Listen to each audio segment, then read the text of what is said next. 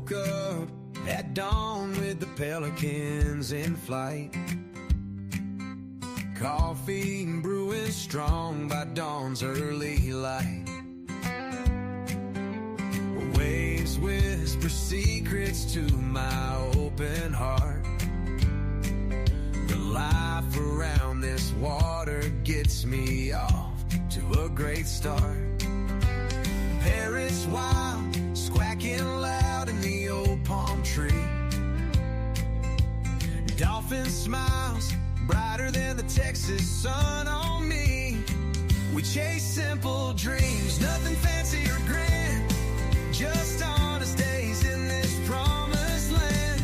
God gives rainbow horizons to those in this happy lane. Diamonds dancing on the waves, back sparkling again. Honest living, a pursuit of peace, family ties and the happiness we seek. Love, forgotten country running deep in our veins. Through the storms and the trials we break those chains. Good living brings the blessings we see. Rainbow horizons calling to me.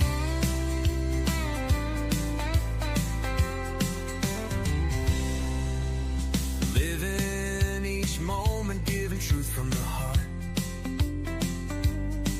No deceptions woven, no false starts.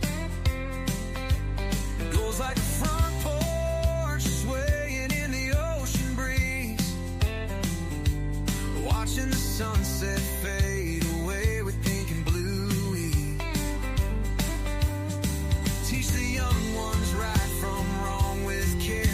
Hold them close when the world's unfair. In this Gulf Coast life we find our way, building memories that never stray. Oh, rainbow horizons after the rain. Diamonds dancing on the waves back again. Honest living in pursuit of peace. Family ties and the happiness we see. Love, forgotten country running deep in our veins. Through the storms and the trials we break those chains. Good living brings the blessings we see. Rainbow horizons calling to me.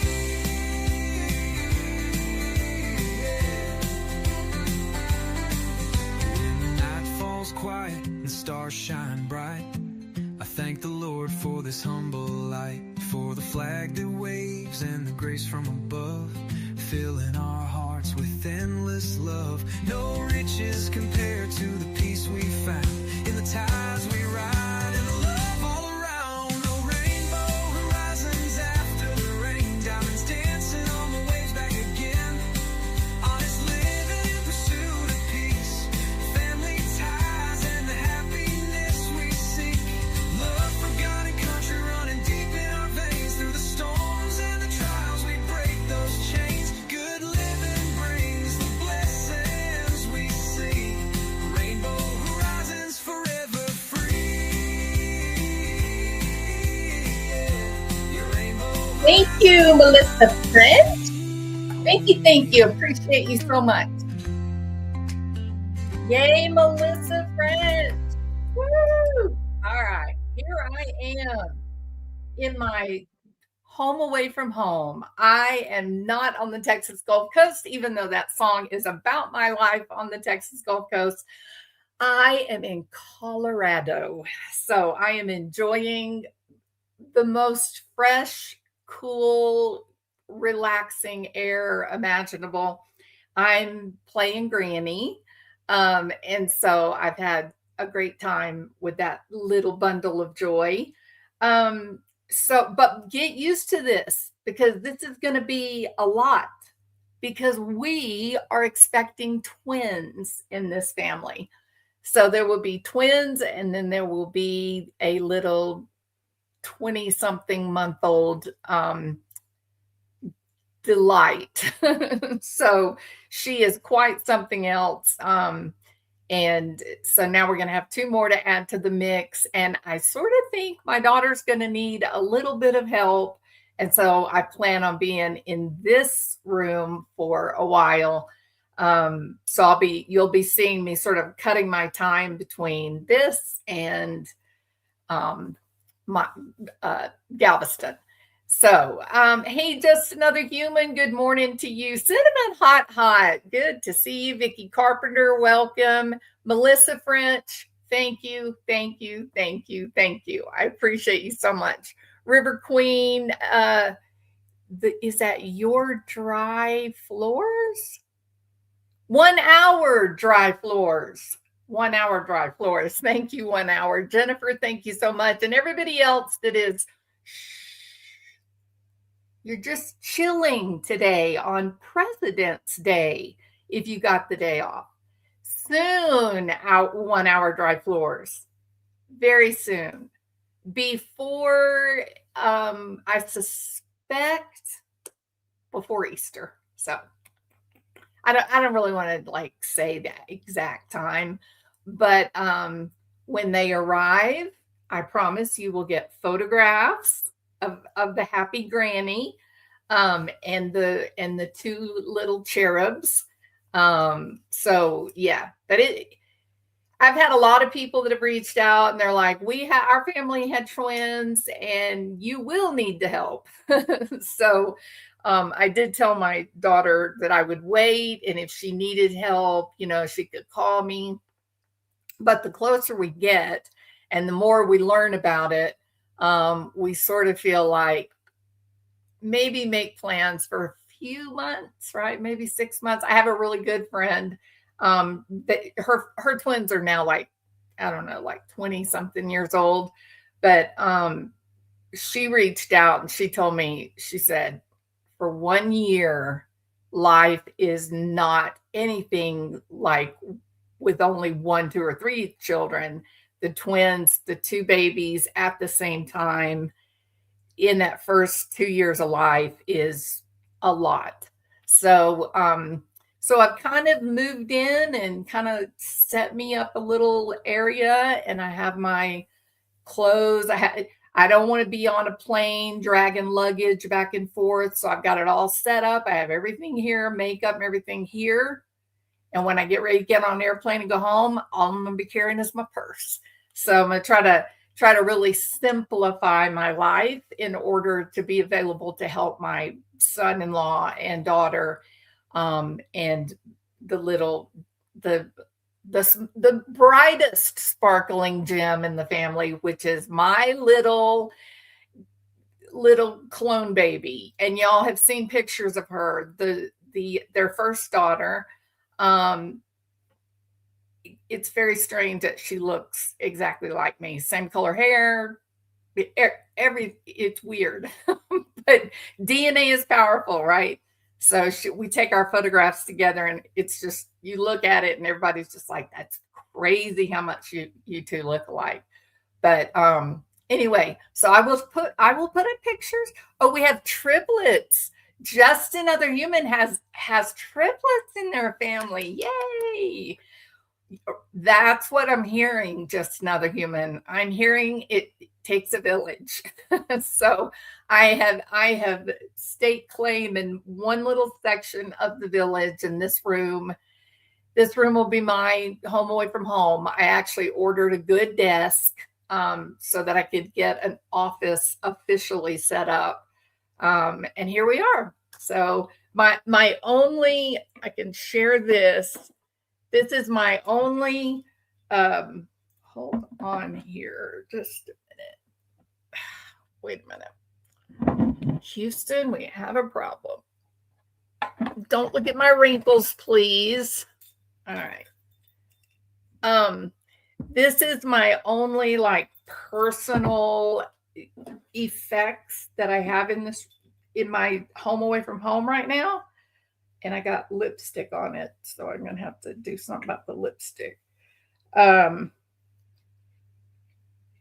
on, I'm going to show you. I got lipstick on it. That is upsetting. Okay, so these are my first decorations. This is my first decorations for my room. Yes, it was at Christmas time that I knew by Christmas, that life was going to be changing. And so I said, I am going to buy something that makes this room mine. It's actually my daughter's room, but I'm going to make it mine. And so Rudolph statues, glittery, sparkly. I don't know if you can see it in the camera. Can you see the glitter? Oh yeah, you can see the glitter. All right, so nice sparkly Rudolph as a reflection of our authentic gems, our amethysts, our rubies, and of course, my favorite, tanzanite. Okay. All right. So all that aside, this is just this is not going to be like a big video thing. And I'm watching JLR so in case anything happens in the, what do you call it? The stakeout at Nancy Guthrie's house.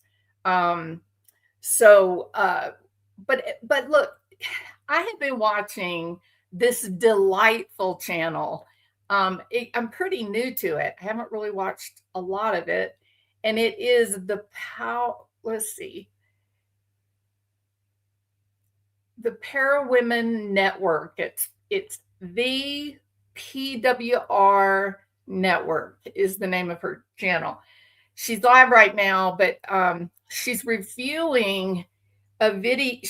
She's reviewed this morning a lot of different videos and content related to Dr. John and Lauren Matthias.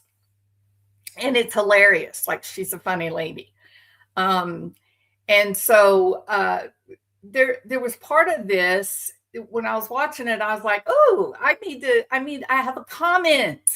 I have something that I need to say. I need to be heard. Okay.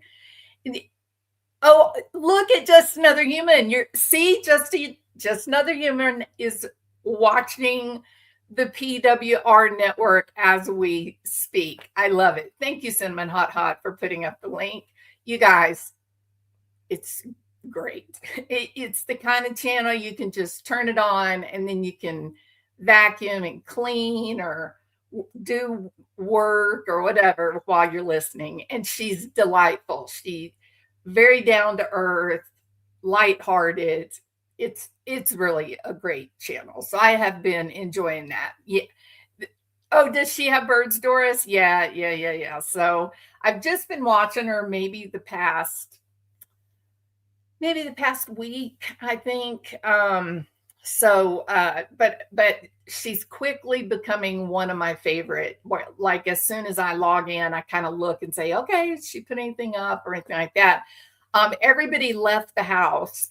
And so I have very little opportunity to make a video or to do anything. And so they left the house. I've got a little while to myself right now. And then this afternoon, I'm going to be going somewhere else in Colorado, south. Okay. So I wanted to get this video and just say hello to everybody. And then we're going to share. Here we go. And I hope everybody is doing really well.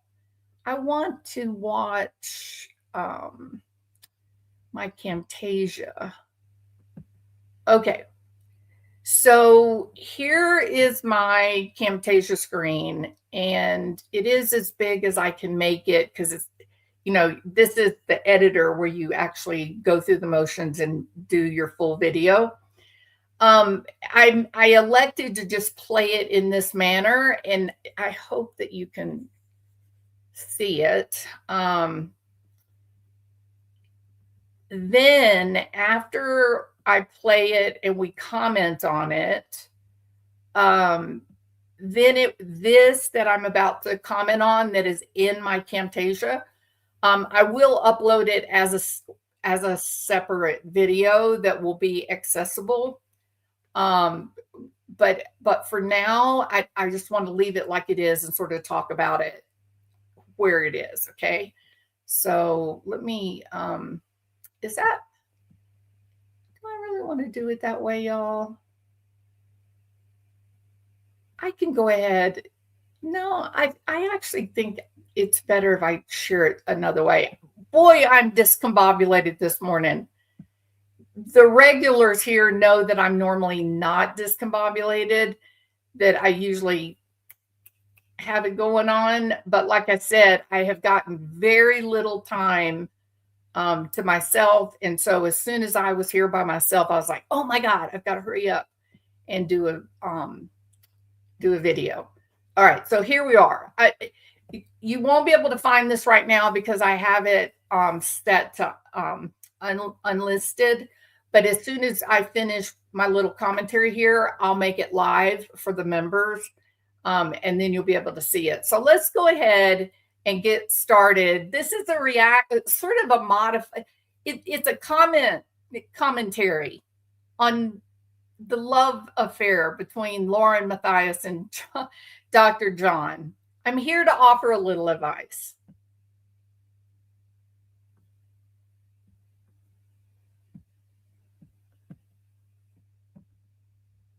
Why isn't it sharing? A clinical psychologist as well, and you're a good one. Yes, now you can see it. Sorry about that. I'm trying. The hurrier I go, the behinder I get. Now we're ready to go. And you guys can see it. Thank you, Lapis. A clinical psychologist as well, and you're a good one. And you also happen to be my husband, for those of you that are new here as well. And I love him dearly. All right. And you're nodding. Yes, she does. Yes, she loves me. Oh my God. Yeah. So how did we get here? Why are we doing another episode? Oh my God, that made me so. Okay, we're going to try one more time. Sorry about that, y'all. Let's see that. A clinical psychologist as well, and you're a good one. And you also happen to be my husband, for those of you that are new here as well. And I love him dearly. All right. And you're nodding. Yes, she does. Yes, she loves me. Oh my God. Yeah. So how did we get here? Why are There's so much to break down in this moment. There's so much to break down in this moment. First of all, I want to see what are the two things? Hey, Diane, welcome. It's good to see you. Hi, Kimmy. Good to see you. Thank you for being here. What were the two things that you guys saw there? Like when I saw this, I was like, okay, PWR, you are boss. This is the craziest clip I've seen on YouTube for these two. In the tiniest little moment, there's two comments here that I could do like 2-hour commentary video on. I'm going to play it one more time, and I want you guys to listen to what Lauren is saying. Listen to what she's actually saying, but watch John's face. This is wild.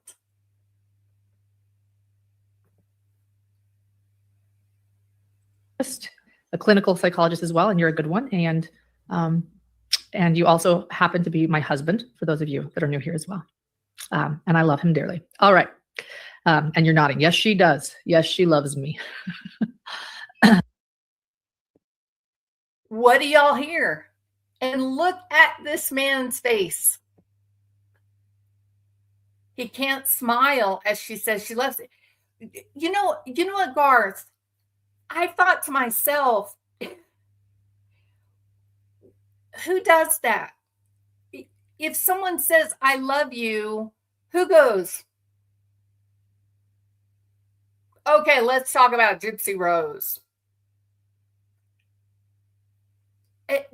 Oh my goodness. Miss Ma'am seems incredibly insecure, or she requires to be acknowledged publicly. Why did she hard blink? And he isn't even engaging. So disinterested. He almost looks angry. Like, believe me, I made these enormous, trying to really watch for like subtle muscle movement and stuff. Nothing. Just this sense of like smoldering anger. And don't you have to actually go to a real clinic in order to be an actual clinical psychologist? I'm not sure I understand the question. Are you saying that he has to work at a clinic to be a clinical psychologist? I see where you would make that connection. Clinical psychology is it is a specialty of psychology where one is a healthcare provider. There are industrial organizational psychologists, and they work in business to try to improve situations, productivity, and such in business settings. Clinical psychologists primarily, well, traditionally, we used to work in hospitals alongside psychiatry or cardiology or neurology.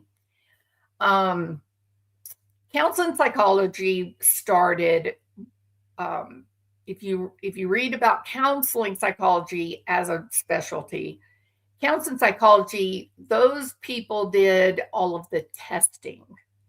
So they developed instruments that would be used in a clinical setting, for example, or many of them were research psychologists taking their newly formed investigative instruments and then trying to get outcome studies done, trying to see if the instruments measured what they were supposed to measure, etc.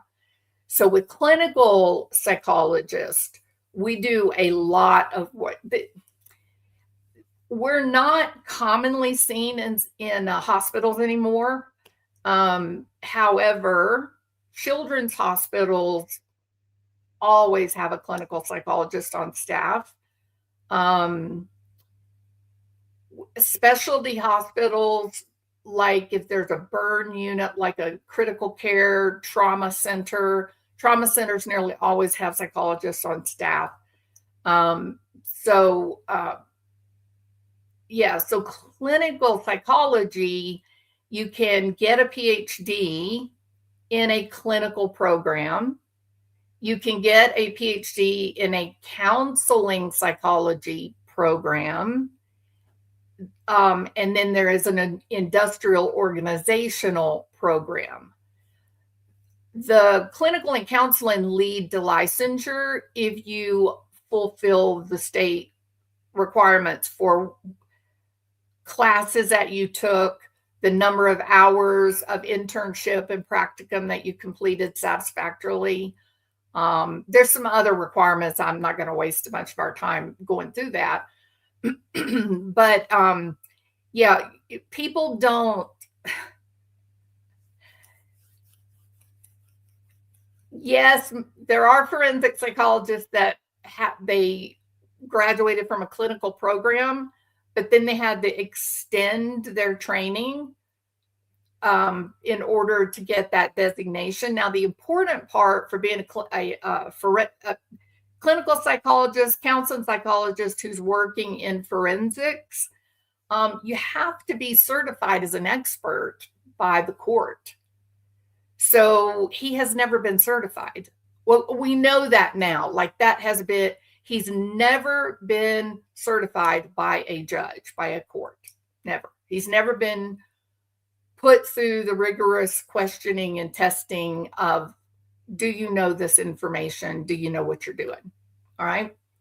You can't say I'm a licensed forensic psychologist. That's not a thing. It does not exist.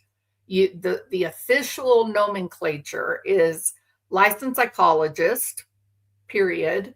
And there's only certain programs that lead to licensure. So you can prove licensure if you come from a non-accredited program, though I've never met anyone that was licensed for independent practice that came out of a private program that was not APA certified. But if your program that you were in, either counseling or clinical, it was APA accredited, then that part of the licensing state requirements will be fulfilled, because APA is working with state law licensing boards and saying, we ensure that our graduates have done all of this, and they can only make an A or a B. If you make 2 B's, you're out of your APA, your PhD program. So it is really intensive, and it is confusing that someone would have a PhD in clinical psychology and then turn around and say that they're a licensed forensic psychology. That's just not real. But you just don't have, that's not correct. All right, now then. So, hey, Jenny.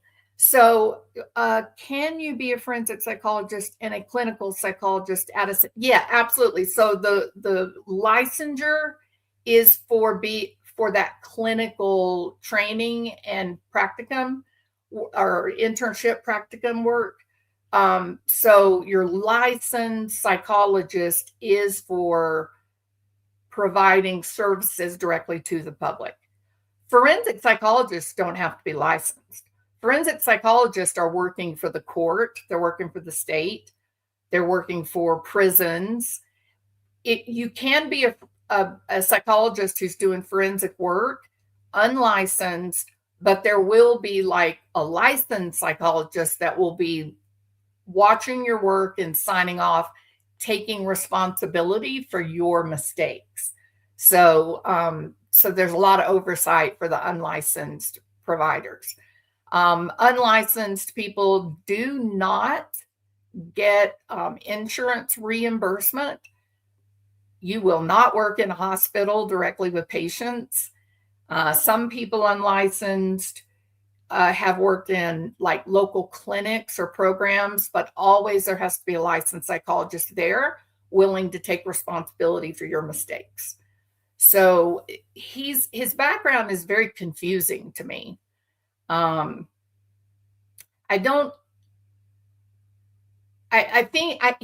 why I think for me it's confusing.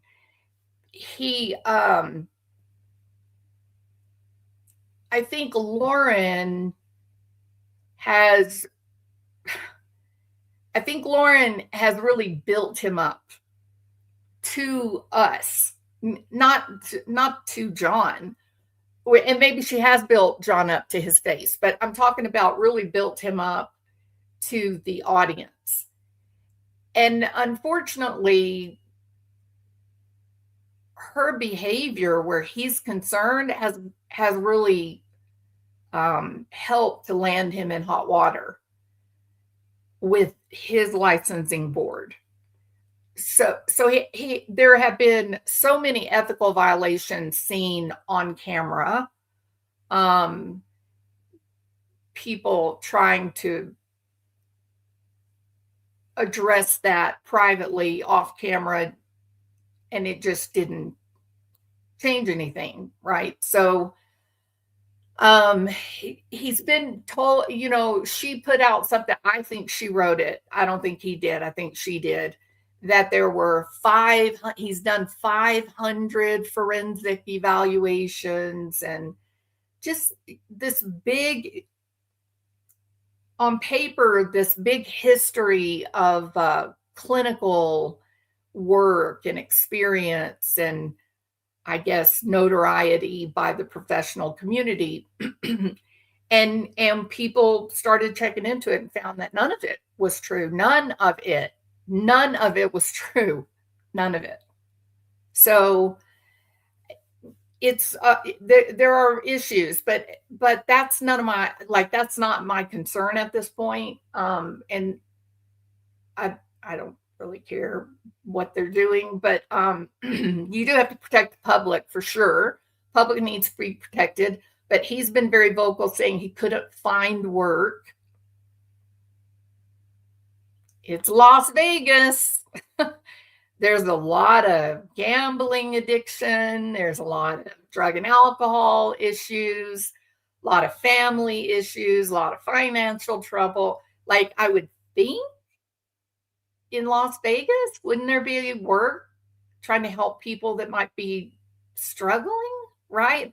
Or the fact that, yeah, Snickers is exactly right.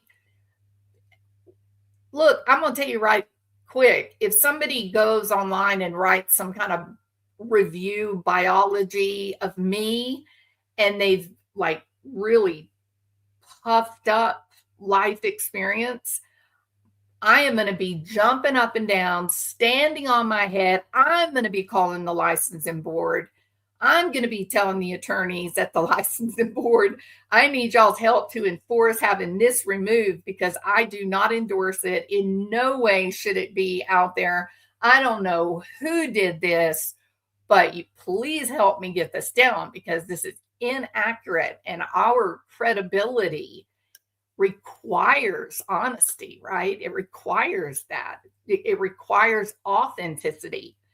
So I don't know. It's a very confusing, worrisome situation between Lauren and Dr. John. And it is being handled. So the public is protected. And that's all that matters, is that the public's protected. Correct? It's all that matters. Okay. So there's two things. This time I'm going to interrupt the playback. All right. I'm going to interrupt the playback to comment on the first eyebrow raising moment. No pun intended. That was not a hit toward Lauren's eyebrows. I promise. But I did raise my eyebrows when I heard it.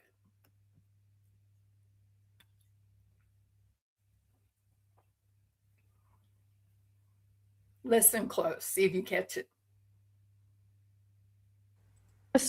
A clinical psychologist as well, and you're a good one. And excuse me? What did you say? A clinical psychologist as well, and you're a good one. And is that a weird way? Is that a weird way to introduce your husband? Excuse me. This is my wife, Dr. Jules. She's a clinical psychologist, a good one. I would be mortified. I would be mortified. I would say to my husband, hey, husband, have you lost your mind? What are you doing? Endorsing me as you introduce me to the general public. What is that? Right? Oh, thank you, Cinnamon. Yeah, Cinnamon's telling her dog, that Dr. Jules, she is such a great clinical psychologist. Thank you. Thank you, friend. Thank you. No, I'd be mortified. I'd be horrified. I'd be mystified. I'd look at my husband and say, okay, you are certifiably insane. What do you mean you're First of all, husband, please do not call me Dr. Jules. It's so embarrassing. I'm just me. That's all I am. Just use my first name and let's move on. Okay. If I'm in the hospital, if I'm seeing patients, if I'm working, then I am properly Dr. XYZ. No, I am not Dr. Jules online with my friends. Nowhere else. No, I'm going to tell you straight up. If I'm teaching a class, if I'm like at a college or something, I'm teaching a class, those students will either call me Dr. Properly XYZ, or they can call me Ms. XYZ, but we are not going with Dr. Jules, if you catch my meaning. Because it's why? It is improper. It minimizes. I guess the best way to say it, it minimizes the authority, correct? If you go into the hospital, you're at work or whatever, and they call you Dr. XYZ, Dr. John Matthias. That is a position of authority, right? Dr. John Matthias, employed at Las Vegas Hospital, Dr. John Matthias can make decisions. Dr. Dr. John Matthias can take care of a situation and tell people how to manage it and what to do.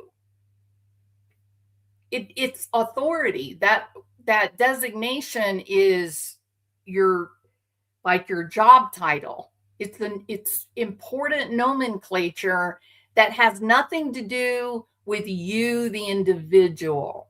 Like if I'm at work and someone says, "Excuse me, Dr. XYZ,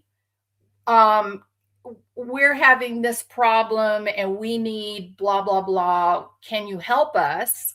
Then I'm going to pick up the phone. I'm going to say, "This is Dr. XYZ. We're needing blah, blah, blah down in physical therapy." You see what I mean? So it's not me. It's not this person that is important in that situation. It's that designation. It's that properly credentialed, licensed person that has gone through heavy scrutiny, that the state and the APA says this person is credible, they know what they're doing, and please, have faith in them. So it's not a toy. Thank you, brain, for coming. It's not a toy, is it? It's not a toy. I would be humiliated to have a YouTube channel where I was calling myself Dr. Jules, and then colleagues find out about that. Like they'd be like, "Doctor who? Like, who are you?" You see what I mean? And you notice on YouTube now, how many doctors, how many physicians, how many credentialed people are doing YouTube channels where they're providing content that is based on their training. Are they just calling themselves, Dr. Patty Cake, or are they using their properly licensed or credentialed name? They're using their properly credentialed name. The surgeons are getting up there. They either use their company name or their properly credentialed name. So it's just sort of, I don't know, it's petty. It's silly to do this whole, even Dr. Grande, at least he's using a proper name that reflects his authority. It reflects his level of training and expertise, and he uses that training and expertise to make his content. So that's, I don't even think that the man, talking about John Matthias, I don't even think John Matthias wants to be called Dr. John. What do you guys think? I don't think he wants to be Dr. John. I think that's something that Lauren, another exploitative trick that she uses to get all these people to think that they're these great, wonderful, amazing people in the real world.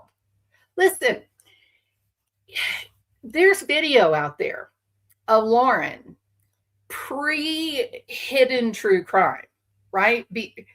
Before Hidden True Crime blew up to 300,000 subscribers, through the help of the murders of 2 children and 2 spouses, where Lauren is weeping, right? She's really triggered and upset. And she says in this phone call that's been put out, she says, I had nothing before the Hidden True Crime thing. I had nothing. I had been a reporter for 8 years, but at the time I couldn't find a job. My husband would not work. It was a really, it's a really touching, sad clip. I'm not going to play it here because it is so deeply personal, and but it is, I think, a reflection, a moment of authenticity where Lauren is able to acknowledge, I'm just a human being. Well, how many of us experience those moments every day of our lives? When you're an authentic person and you're confronted with a new problem, you're confronted with some new crisis or something, you don't approach it from, "Oh, excuse me, I am Hidden True Crime." Do you know who I am? My husband is a forensic psychologist. I myself was a real reporter, not a tragic YouTubeist. That's her answer. Oh my goodness. Oh my goodness. People don't love me anymore. They're revealing the truth about my text. Let me raise my eyebrows more. It's all about looks. Oh my gosh, I've lost 1,000 subscribers. I need to go get my face freshened up. There's no reality there, right? It's all about like what she looks like or the name dropping, who they know. It's not authentic. It's all tied into one thing: hidden true crime, the channel, the phenomenon.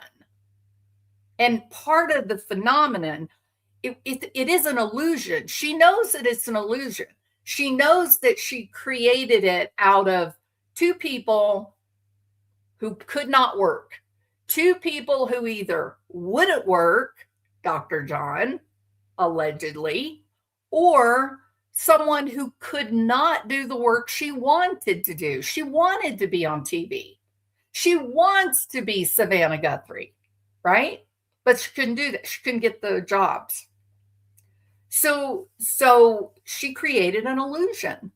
And that illusion has 300,000 subscribers that have bought into the illusion.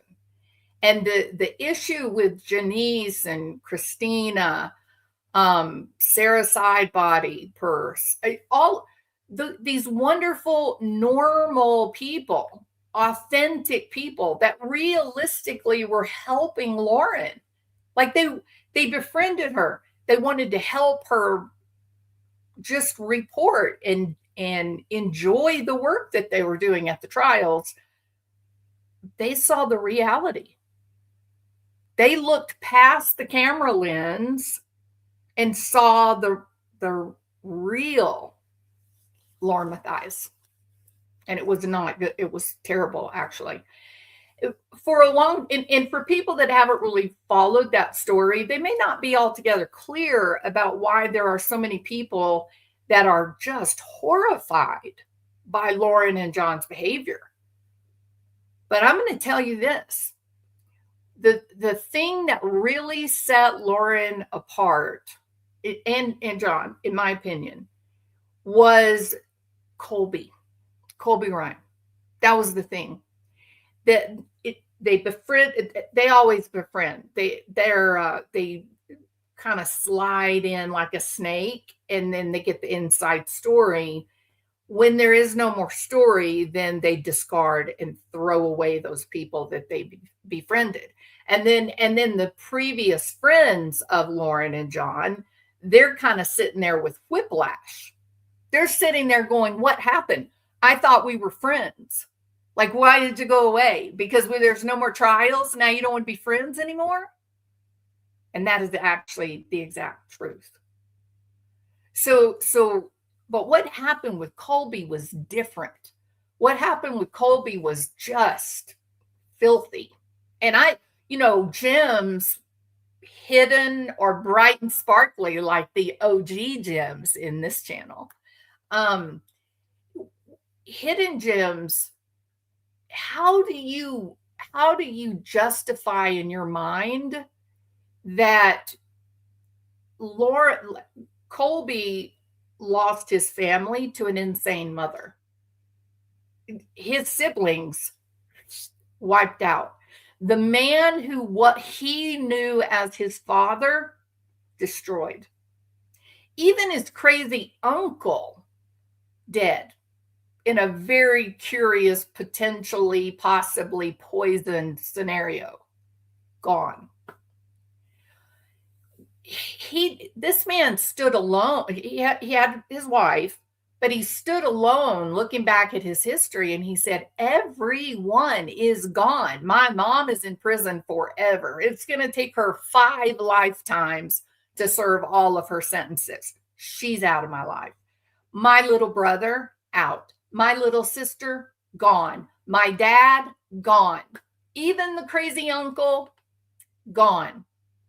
And because he took a stand against his mom, Lori, the birth person, because he took a stand for authenticity and truth, facts. Then Lori's side of the family wrote him off. Summer, the grandma, all of them. Just Colby's like the only sane person coming from Lori's family. It's just wild. And then he ran into some trouble, right? And I had said, talking to my husband, I had said, you know, my heart was broken for Colby, and that he was going to really have to go through some very difficult growth experiences trying to heal from what happened with Lori. And, you know, when that moment came, who was the first true crime creator to report on Colby's trouble? Who was the first one? Was it Law and Crime? No. Court TV? Ashley Banfield? Nope. Who was it? Who was it that showed him in the courthouse standing in front of the microphone in the middle of the night? Who was it? Oh, yeah, that's right. Wowin and Dr. John. This young man that had lost so much. Oh, we're your friend. Dr. John wants to adopt Colby. Gag. Dr. John, you're gross. I'm sorry. That one statement alone, you're disgusting. Who says that to a young man whose family has been completely wiped out? Who says that? But he, you know, they built Colby up and there's text of Lauren texting John saying, did you call Colby? You're going to have to call Colby. We need to make friends with Colby. All for the growth of the channel. And yet, when he ran into a very mild problem, considering all he's been through, look, grief makes people crazy, y'all. Grief can make people spiral out of control. And grief can come out as deep, intense sadness. It can come out as just numb, plane of lethal flatness with no emotion. And it can come out as anger. The worst anger you've ever witnessed will be in connection to grief, I promise. And so for a well-trained clinical psychologist, you watch what Colby went through and you think to yourself, it somehow, some way, all of this is going to have to come out. All of this is going to have to be expressed. And you don't know in what way it comes out. You don't know if it's going to come out as intense grief. You don't know if the person just sort of dissociates and detaches and gets super numb. Or if the little anger demon pays them a visit. For men, I would say grief, you're most likely to see grief be expressed through anger. So when Colby ran into trouble, as expected, he didn't do anything out of the norm. If your world is clinical psychology, I mean norm. Like, we know about grief. We know what it does, and we know how to make it better. We know how to make it go away. So when that happened, I wish I was a fly on the wall in that living room. Oh, John, look, did you see Colby ran into a bit of trouble? Look here. We even have, like, when he's addressing the judge, we got the video. Look at this. Let me watch. Yeah. Did I ever tell you, Lauren, about when I used to dress up like Batman? Oh, John, shut up. Nobody cares about superheroes. We're looking at Colby in the courtroom, in front of a microphone at 3 a.m. Should we play it? Well, Lauren, when I'm trying to make decisions, I always ask myself, what would Superman do in this situation? Oh my God. Here, John, here, go eat this candy bar and leave me alone. And she made the decision to put that kid on blast on her channel. Betrayed once more. And what did John do? He allowed it. He allowed it. It was just like, Lauren, you're crazy. You're literally the coldest, most cruel person I may have ever witnessed. Isn't Colby your friend? I thought he was your friend. Why are you putting this and talking about this on your channel? Why are you? And they did. So yeah, Brad Pitt, correct. Well, let's get back to Brad Pitt. I made I don't know if I may have deleted it because I cleaned up a bunch of my media here. Let me see if I still have the Brad Pitt, Dr. John. Oh, I think I deleted it. Shoot. I did a thumbnail that had Brad Pitt and Dr. John on it. It's a great thumbnail.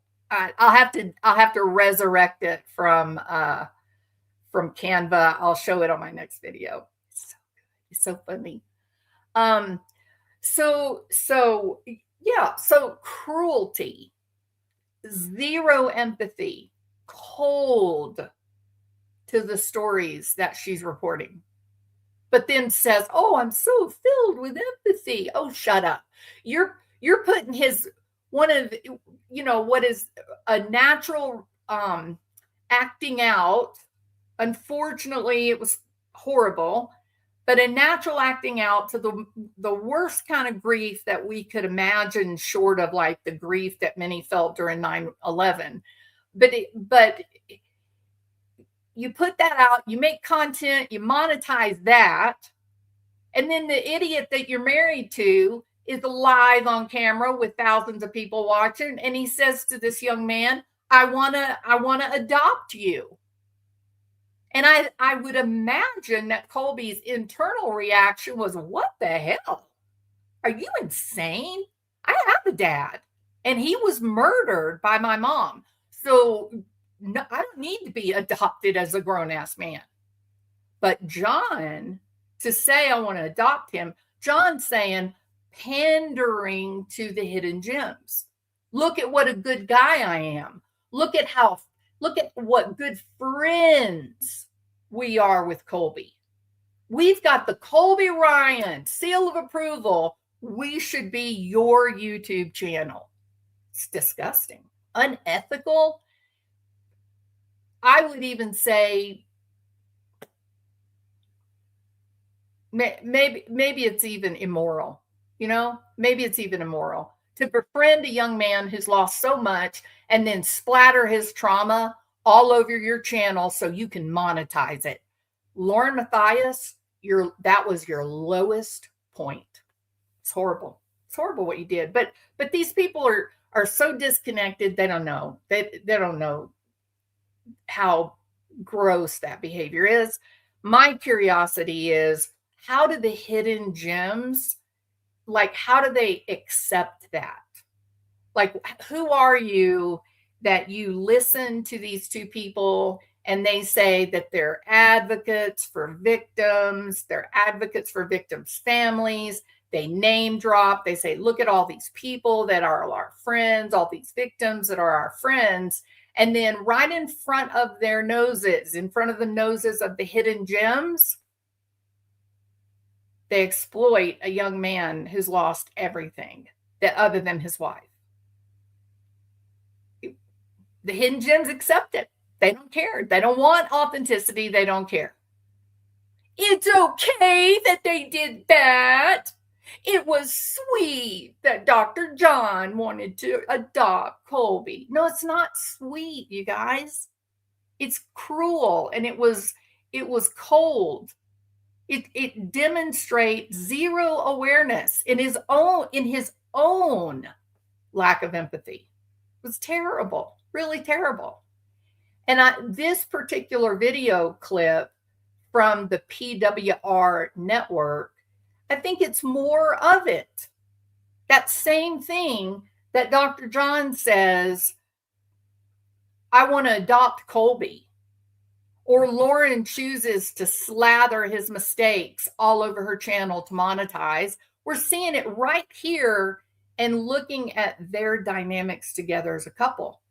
They're not just doing this to crime victims, they're doing it to each other.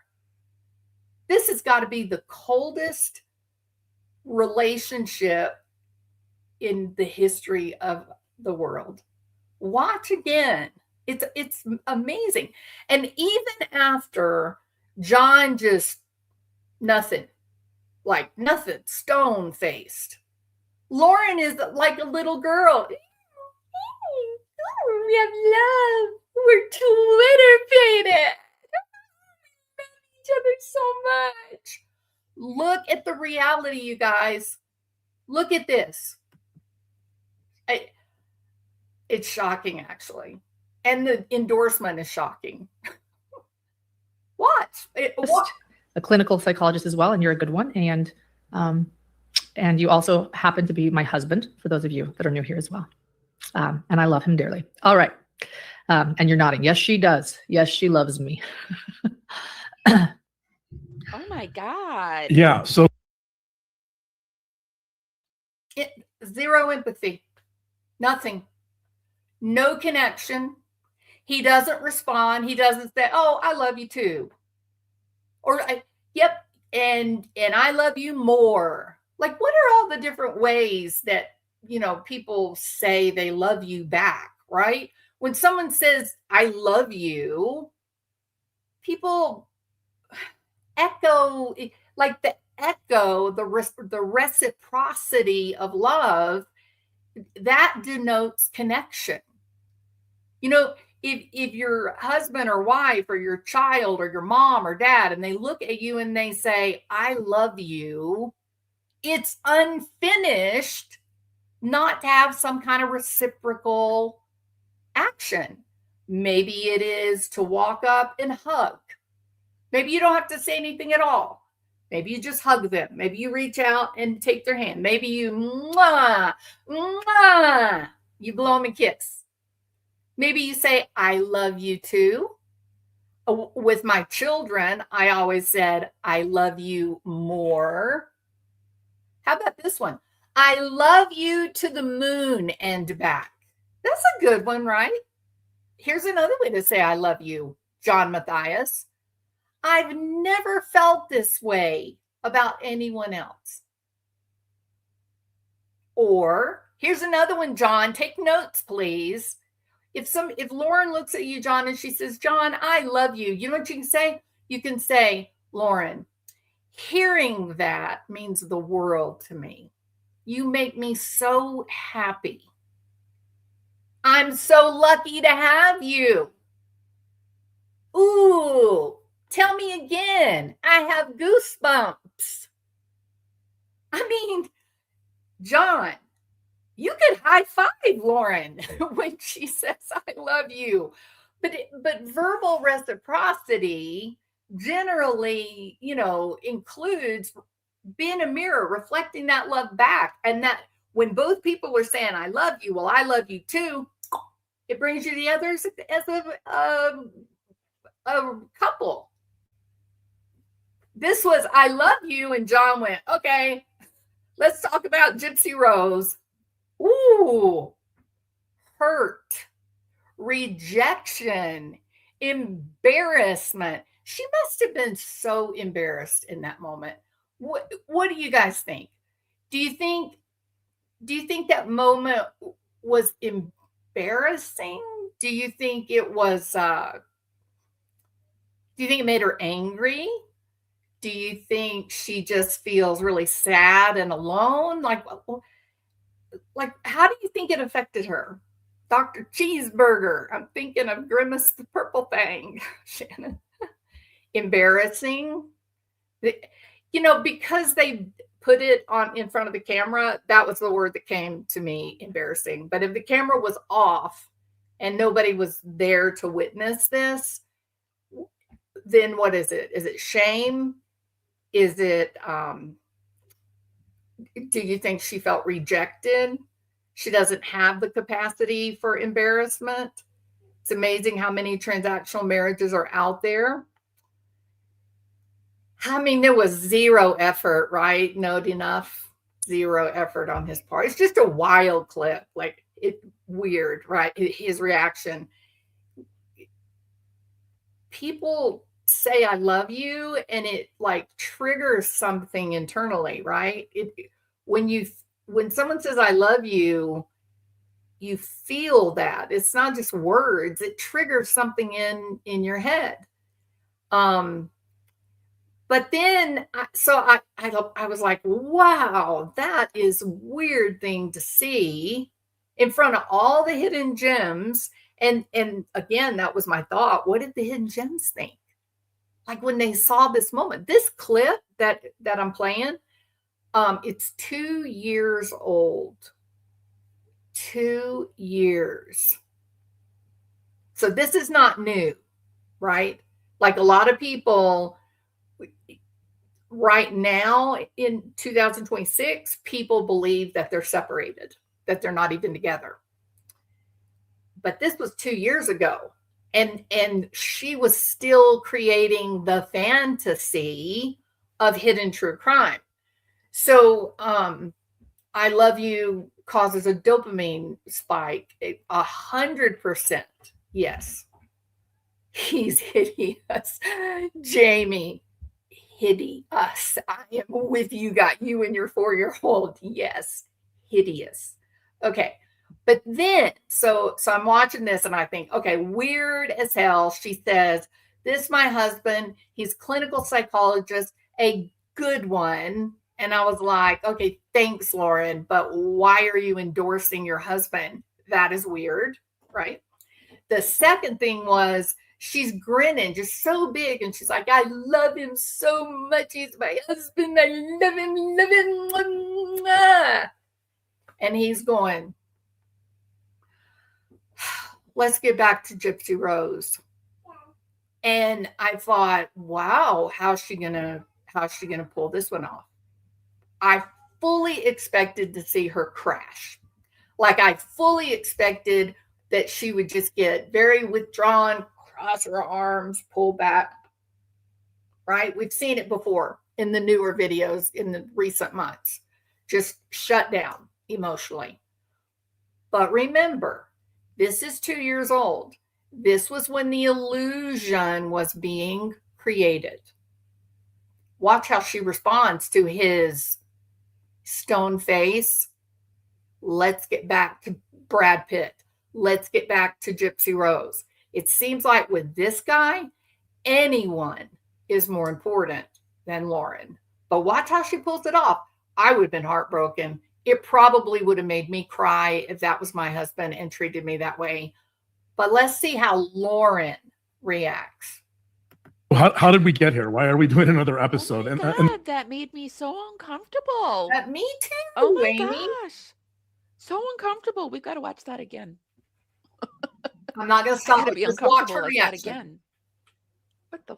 What the F did we just watch? To the YouTube video in the description of this video, as well as some sources we'll be using tonight.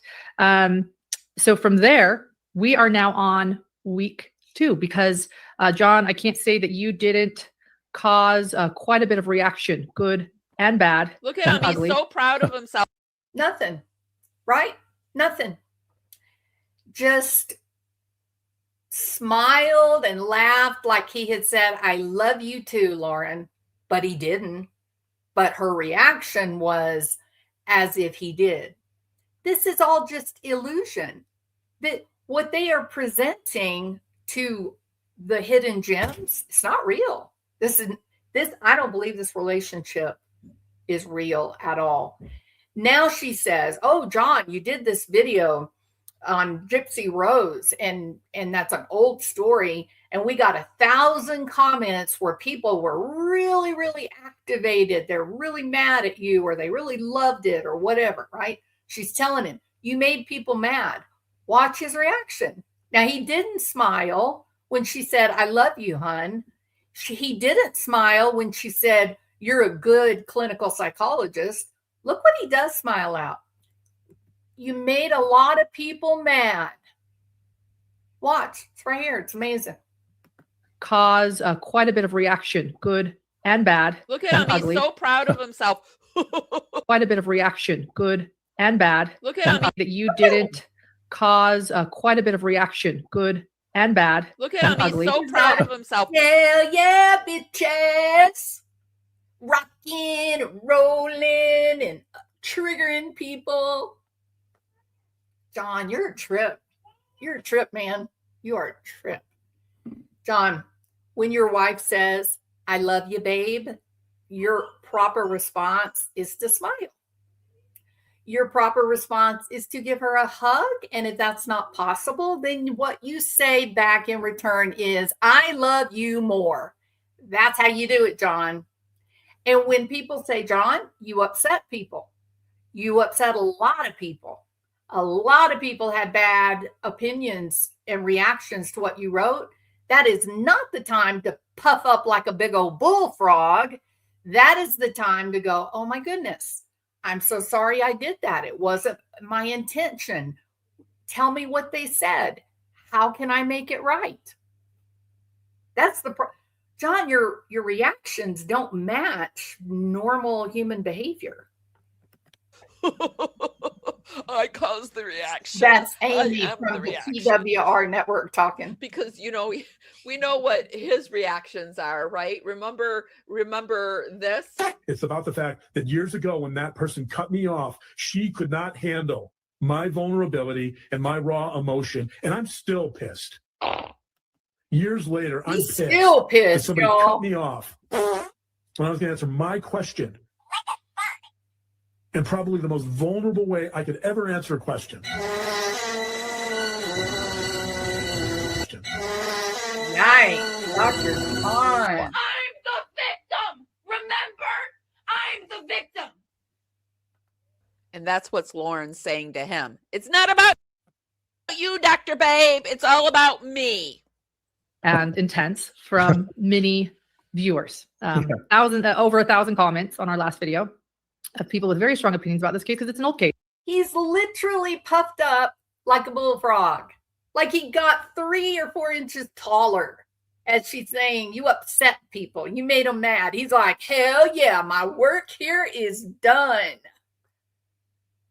Like, who is this joker? This is not good, you guys.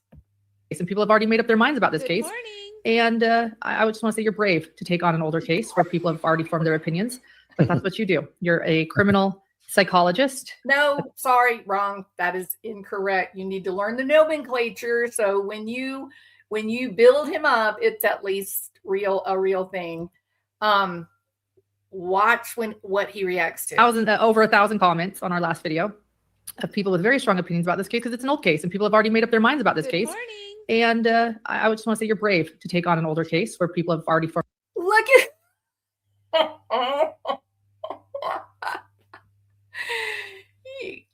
look, he has nothing to say, no reaction when she says, "I love you, babe, I do." But when she says, "You're brave," he goes, "I'm brave. I'm Dr. John."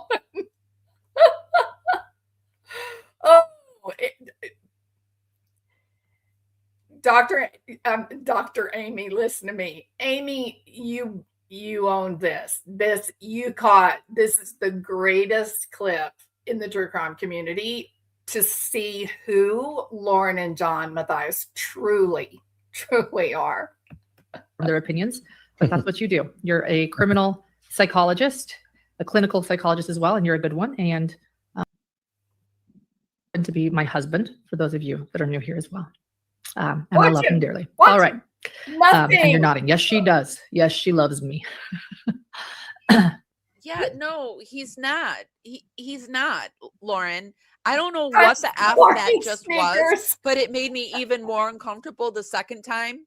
And I would say let's watch it again, but we got. No, let's don't. We saw it enough. It's awful. Yeah. So how did we get here? Why are we doing another episode? And the reason is I had not finished watching the Prison Confession series, so I finished that. And then we talked to a few people that know the family and know the case fairly well, and that's been helpful. So, and we keep digging a little deeper into this case, and it keeps getting more complex and more interesting. So I think we wanted to just really kind of dig a little deeper into this case. And just as a quick disclaimer here, I think this is going to be a pretty high level discussion. It may be a little more philosophical and abstract at times than we normally are. And I think some of you would probably say, well, you're pretty philosophical. No, John, we don't. We don't say that at all, John. We don't look at you and listen to you and say, oh, let's go listen to Dr. John. He's so philosophical. That is not what me and Dr. G and Dr. Grande, that's not what we say. No, you got that wrong. But look at how happy he is. Look what he's mirroring back. He's not mirroring love. He's not mirroring connection. He's mirroring, oh, you're so brave. You're so brave, like a superhero, John. That's dun dun dun dun. I am Dr. John Matthias. I survived my mother. Like literally.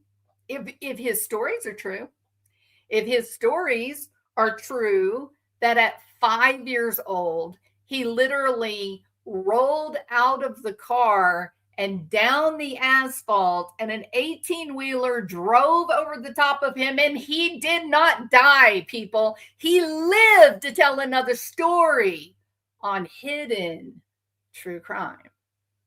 And the hidden gems are going, oh, he's so handsome. Look at him. He's so handsome. He's so smart. Our Dr. John. One day, you guys, you hidden gems, one day you're going to wake up. One day you're going to wake up from the fantasy that Lauren created for you. You're going to wake up and you're going to look at these two people and you're going to go, what in the hell was I thinking? What was I thinking? For someone to say, oh, you're so brave to tell the story of Gypsy Rose? Excuse me? Would someone in my chat help me understand the need for bravery in telling the story of Gypsy Rose? How many times has the story of Gypsy Rose been told? Like, how many people have conquered that highest mountain? No, it's not braver. That's such a weird thing to say. Oh, you're brave to take on the story of Gypsy Rose. Why do you need bravery and courage to tell the story of Gypsy Rose? Everybody's told the story. She's had movies and documentaries made about her. It doesn't require bravery. I mean, it's sort of overdone. It's kind of sad. It continues to be sad. But threatening or scary? I just don't, I clearly don't relate. I don't see things like you see things clearly. Melissa French, thank you so much. Shannon, look at Shannon showing up, showing out, and joining our membership. Thank you, Shannon. You are a sweetheart, as is Melissa. Thank you, thank you, thank you. You guys are awesome. Appreciate you so much. Okay. I would love to see Dr. G do a body behavior analysis on these two clowns. Never would happen. He would do it. He is conceited in the extreme. Well, remember, River Queen, and I'm not saying this about Dr. John. This is just some educational information, right?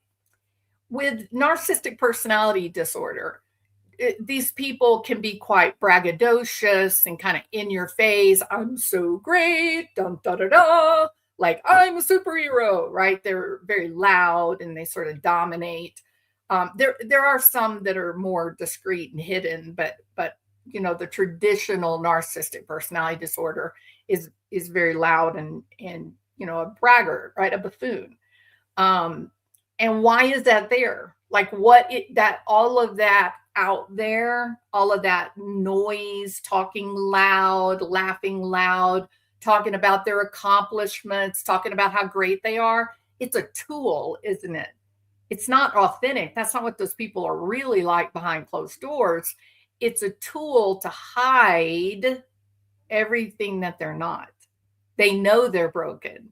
They know they're ineffective. They know that they have not had any success in whatever. So they use all this stuff to stay hidden. Interesting, isn't it? Okay. My point of flock of seagulls couldn't even survive an 18-wheeler, and they were only 1 pound and flying. Look, maybe if you're like special forces and you've been trained and you can control your heart rate in any given moment, maybe then you roll out of a car, you see an 18-wheeler come in and you go, oh my God, there's an 18-wheeler. And you lay back flat on the ground, right? You lay back there and you just watch the axles go over you. You watch the bottom of the truck and you don't move. You're just laying there like this, like, no, don't move, don't move. A real person like me, I roll underneath an 18-wheeler. Guess what my brain is going to say? My brain is going to say, run for your life. And I'm going to sit up and hit my head. And that's going to be the end of Dr. Jules. Okay. Oh, Jamie, that was brave and unselfish. I'm sorry for your loss. Glad you're here. Let me see. I appreciate it. It's rough. Way less tolerance for people and their bullshit. Jamie, I did not see. Let me look. I'm going backwards. Brave is when, okay, thank you, Jamie. Brave is when my husband and I had to let our beautiful 17-year-old son go after 24 hours on life support. I am so sorry, Jamie. I am so sorry that you guys had to live through that. So sorry. That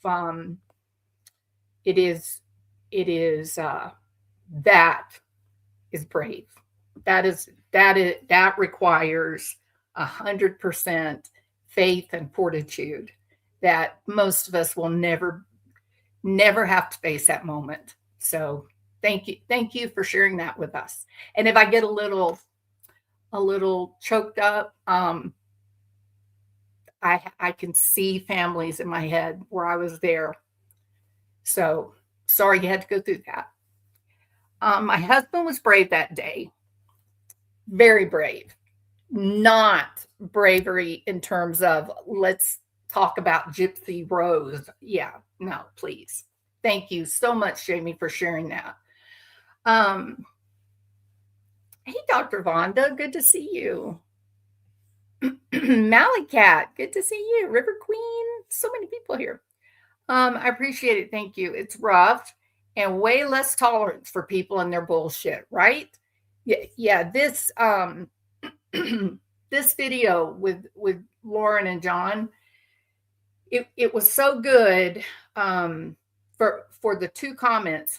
The first one, Dr. John's clinical psychologist, a good one. That was so clumsy, so ill-placed, right? Such a strange comment to make. The second was, I love you, babe.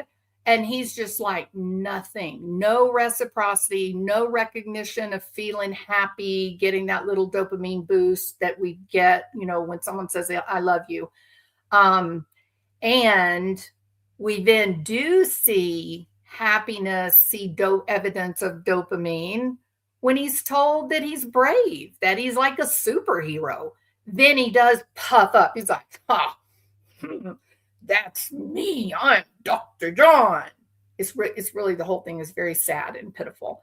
Mallycat, you're awesome. Thank you so much, Mallycat. I love you, Mallycat, for gifting one membership. I appreciate you so much. I think, you know what? You might be the first person that has gifted memberships in this channel. That makes you amazing. So thank you, thank you, thank you, thank you. Everybody, please thank Mallycat for being awesome. Thank you, Mally. I appreciate it. Dr. Vonda, in the house, joining the membership. Thank you so much. Dr. Vonda's my friend. So thank you so much, Dr. Vonda. I appreciate your support. And when I get back to Houston, we're going to do a members get together on Zoom where everybody can talk. We can all get together and talk, and it'll only be members in there. It won't be, just people watching. So let's see. Thank you, Mally. Thank you so much. All right. So I hear my daughter and her little girl are home. Hi, Bird Pisces. Good to see you today. I saw you the other night. I don't remember what channel I was in. Maybe we were watching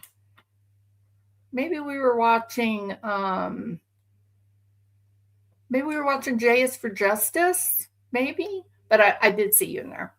No. I know we were watching Difficult Research. So it's great to see you. Okay. Amethyst. Oh, Amethyst. Yes. Wonderful. Okay. So, I just wanted to kind of point this out. I thought it was very interesting and prosaic, right? And I have great faith that the hidden gems are going to begin to sort of see these patterns and start realizing that they need to be discerning when they're watching Hidden True Crime. They need to be careful about making a decision to believe blindly or not. And I'm not sure that these two people have earned a reputation that you would say it's safe to believe them no matter what. I mean, look what they did to Crush's family all by itself. That on its face was, normal people don't do that. Normal people don't discard their friends when all the trials are over with. We don't do that. And I'll tell you something else normal people do. They don't rush over to a funeral where there's been a mass shooting and start zooming in, trying to find bodies laying on the ground. Lauren did that. So hidden gems, I'm not saying quit watching them, not by a long shot. I'm saying keep watching them, but be discerning. Ask yourself if they're doing things or saying things that you would approve of in your own house. Ask yourself, are they changing their story from one week to the next? Because there's a lot of that going on too, right? A lot of it. Okay. All right. You guys are awesome. And I continued to watch JLR, and it looks like the helicopter is back over Nancy Guthrie's house. So, so I guess they're still doing the pacemaker sniffer. So I'll probably go over there and watch that a little bit. Got to go check in on the baby and my sweet daughter. And you guys, you know what? I love ya. I love you all. I love you. And that is your dopamine hit for the day.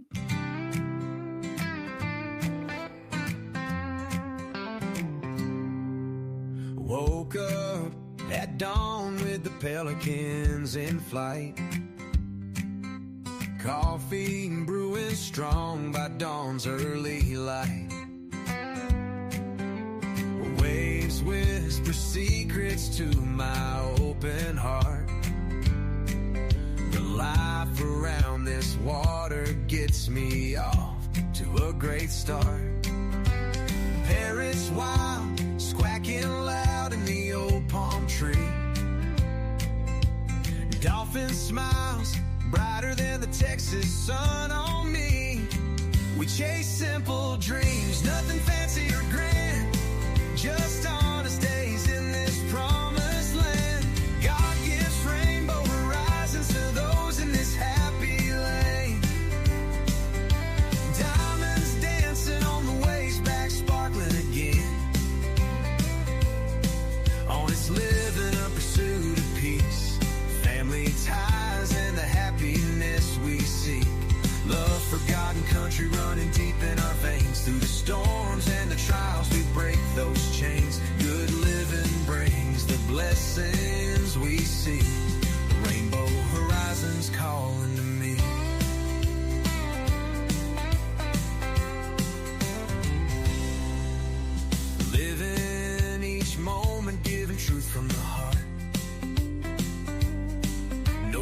deceptions woven, no false starts. It goes like a front porch swaying in the ocean breeze, watching the sunset fade away with pink and blue ease. Teach the young ones right from wrong with care. Hold them close when the world's unfair. In this Gulf Coast life, we find our way, building memories that never stray. Oh, rainbow horizons after the rain, diamonds dancing on the waves back again. Honest living in pursuit of peace, family ties and the happiness we see. Love for God and country running deep in our veins. Through the storms and the trials, we break those chains. Good living brings the blessings we see.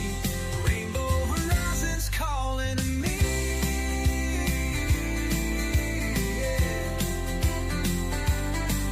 When the night falls quiet and stars shine bright, I thank the Lord for this humble light, for the flag that waves and the grace from above, filling our hearts with endless love. No riches compared to the